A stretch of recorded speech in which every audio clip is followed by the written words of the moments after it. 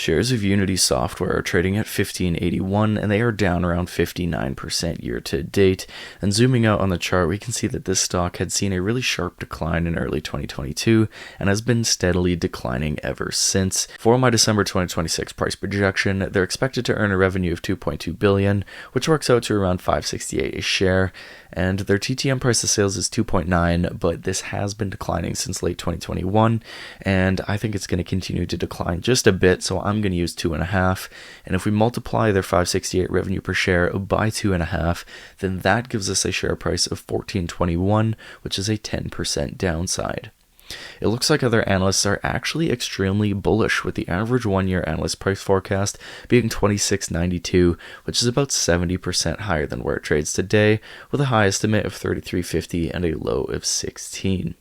In terms of fundamentals, Unity has beat all 4 of their last earnings calls.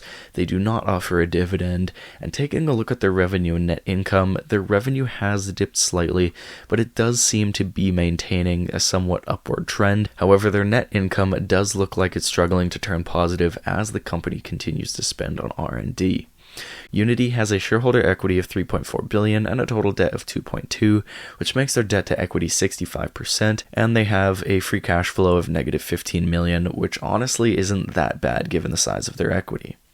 Overall, with their current TTM revenue at $2.14 billion and their projected revenue at $2.2, there really isn't any growth expected from now until 2026. In fact, it's expected to pull back this year still and then rebound a while after that. So even though their valuation is at an all-time low, it's really difficult for me to look past such a low and unpredictable revenue and net income growth pattern.